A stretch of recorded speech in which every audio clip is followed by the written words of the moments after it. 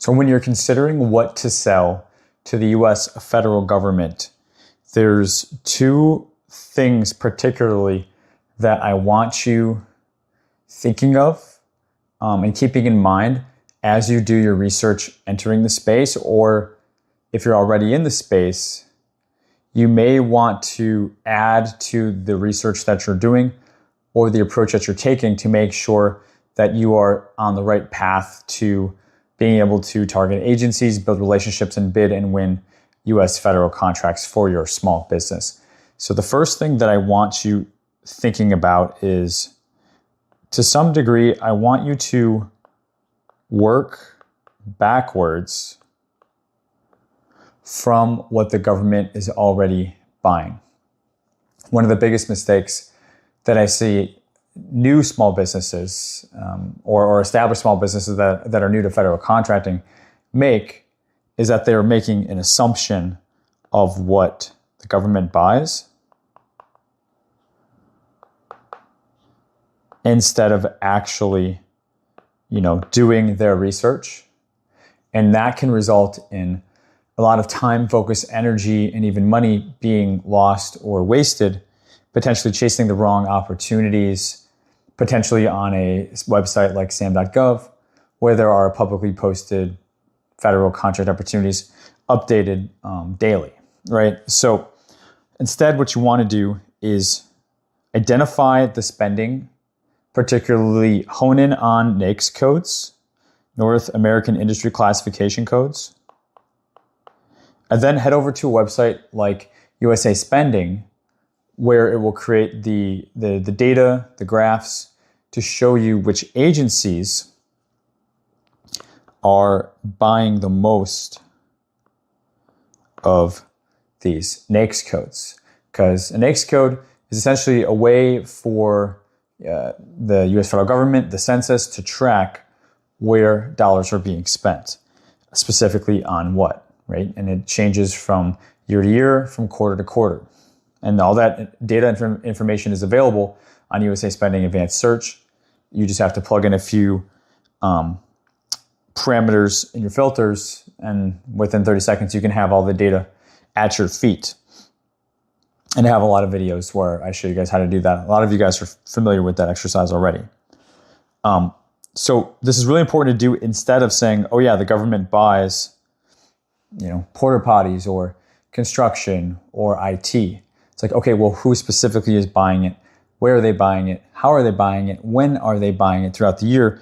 That's all the information that you want to be capturing, instead of just assuming it's going to be all the time, everywhere, by everybody. Okay, that's a big mistake that I'm talking about.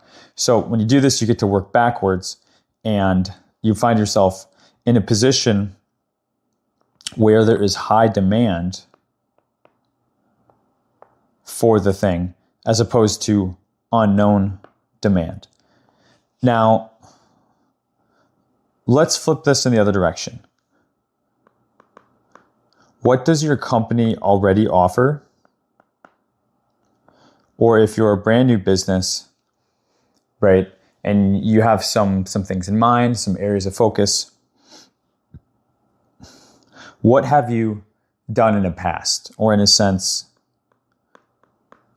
what is your personal past performance or your personal experience that will help you to determine, hey, I have more low-hanging fruit in this particular opportunity than this other random bid that, doesn't mean anything in particular to me, but hey, I used to do this for work, or, I went to school for this, right? There's got to be some sort of personal past performance or experience that means more to you than randomness, okay?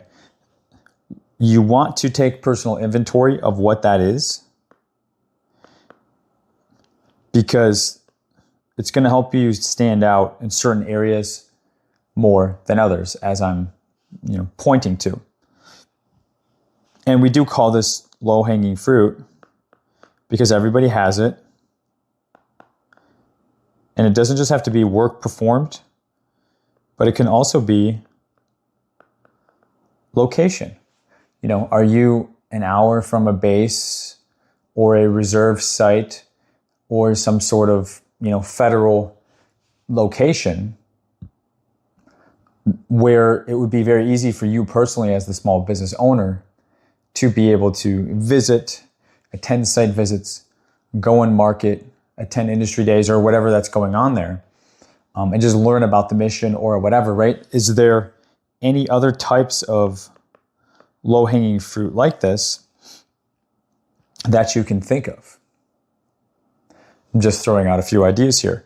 Now, once you have spent, at least a little bit of time doing both of these exercises, and these are my horrible circles here, right?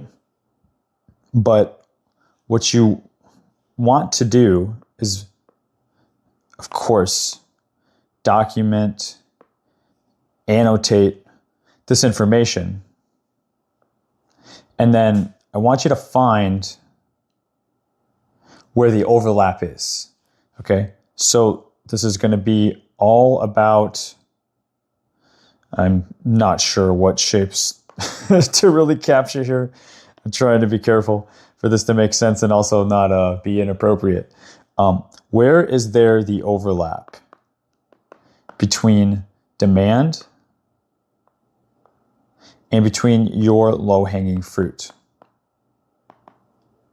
If someone's never told you this before, this is the single most important area for you to figure out, because that is going to be your core competencies to get started with. This can supply your resumes, information that you put in proposals, right? Can also help with your bid, no bid decisions, as I've already mentioned. And it's just going to make, say, if you're assembling a team, communicating that information easier to the team as opposed to being so in your head, right? Thinking you need to be a technical expert at whatever this statement of work is. If it's something preferably where you're a little bit more familiar with it in one way or another, I would encourage you to consider prioritizing that instead of something random. So you want to work towards your strengths. You want to work towards whatever already is working for you.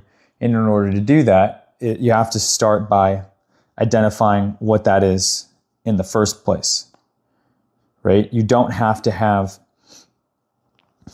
U.S. federal government contract past performance. That kind of leads everybody into the whole chicken and the egg thing where it's like, well, in order to gain past performance,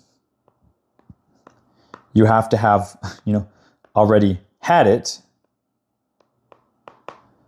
But in order to have already had it, you would have to already performed on contracts, something like that. And it's not the case, okay? You can go after contracts where there is no past performance required, or you can leverage your personal past performance, or you can also utilize commercial. So anything your company has already performed on commercially, as the government is accepting it in their solicitations, unless they explicitly request a federal contract solicitation number, invariably you're going to be able to use these pieces of low-hanging fruit. Again, your strengths to play in this space where there's going to be demand, where the government actually is buying it, where you can find the agencies that are spending the most per the NAICS codes, and maybe even find out when the most spend is throughout the year, and which quarters most of these products are being bought. And that's where you spend your time throughout the quarters, putting together not only a bid strategy, but also a business development strategy to essentially attack this thing from both fronts, through professional proposals that are compliant and competitive, but also through targeted bidding, where you can build relationships with the same contracting officers and the same contracting specialists, so they get to know you as a professional prime government contractor, as opposed to somebody who's looking for a handout looking for someone to give them a contract, maybe someone who's just like pushing out capability statements or what have you, right? You're actually showing up to bid, and they can take you a lot more seriously, especially if you are consistent with the opportunities that are coming out of that particular contracting office, and you're consistent over time, over a matter of months and quarters. So it's getting a little dark in here, as you can tell, so I don't want the video quality to suffer too much more. Let me know if you like the format of this video. I also have a special gift if you're still around. Excuse me. I've created GovRFP, which is my proposal writing system that I give to all my students. Okay. Very recently, I've set the beginning modules up to building your proposal outline totally free.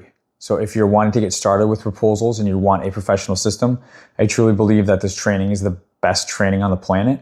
And I'm not just saying that because I created it and I put so much into it, but it's incredibly comprehensive and it's something I'm very proud of, and you can get free access to it immediately right now to get rolling. If you decide you want to purchase the entire training, you'll have that option. Otherwise, I recommend everybody, even if you've done proposals in the past, to check it out. And you can do so by visiting my website, GovKidMethod.com, and you'll just see a tab for GovRFP at the top.